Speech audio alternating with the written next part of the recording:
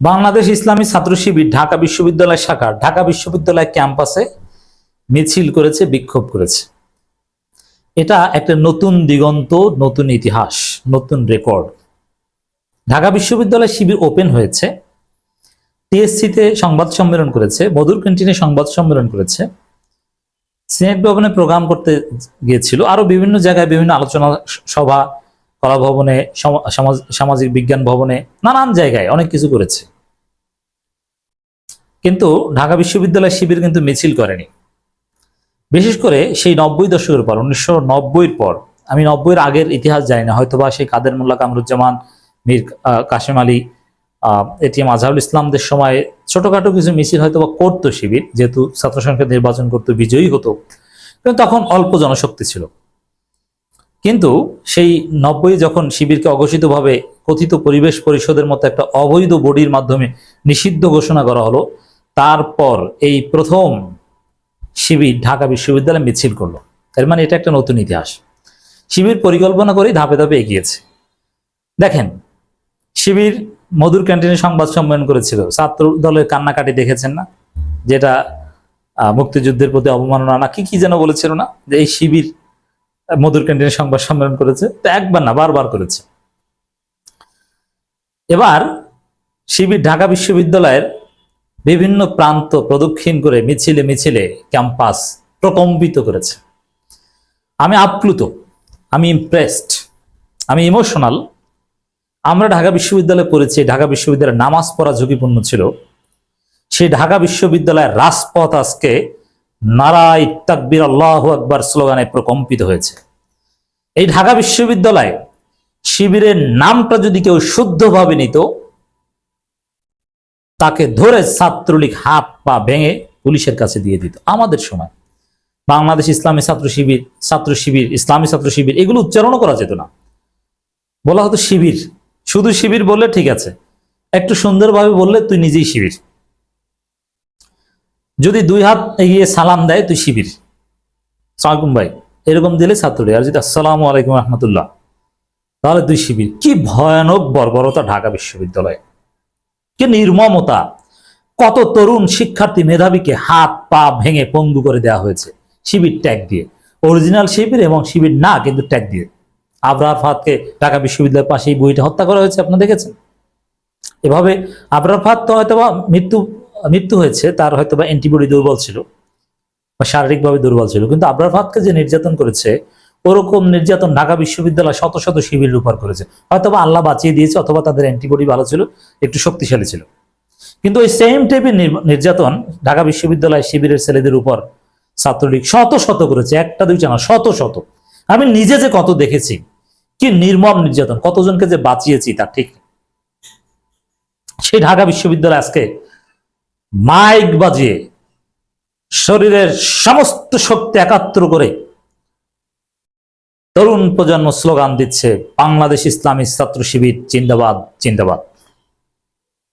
ঢাকা বিশ্ববিদ্যালয়ের মাটি শিবিরের ঘাটে, অসাধারণ দৃশ্য। যারা ঢাকা বিশ্ববিদ্যালয়ে ইসলামপন্থী ছিলেন, নামাজ পড়তেন, তাদের কাছে এটা ইমোশনাল দৃশ্য। নারায়ে তাকবীর স্লোগান আরো অনেকে দিয়েছে টুকটাক, কিন্তু ওটা কার্যকর কিছু না।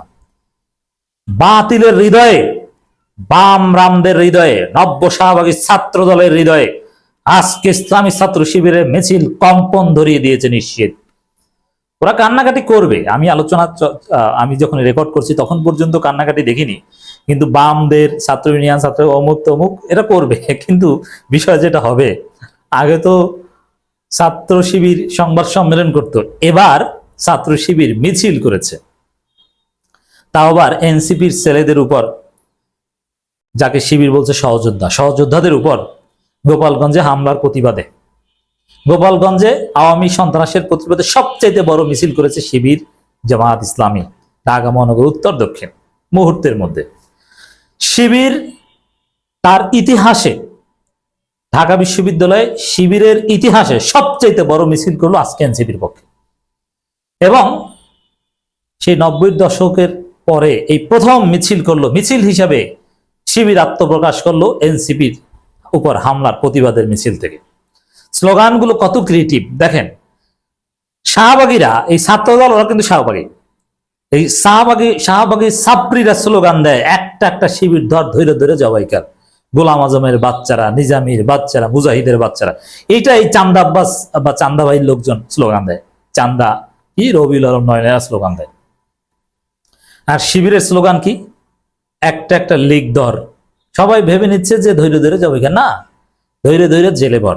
শিবির কাউকে জবাই করার দায়িত্ব নেয় না, শিবির কারো উপর অকথ্য বা অবর্ণনীয় নির্যাতন করে না, এগুলো শিবির সমর্থন করে না। তো দর্শক, অসাধারণ দৃশ্য।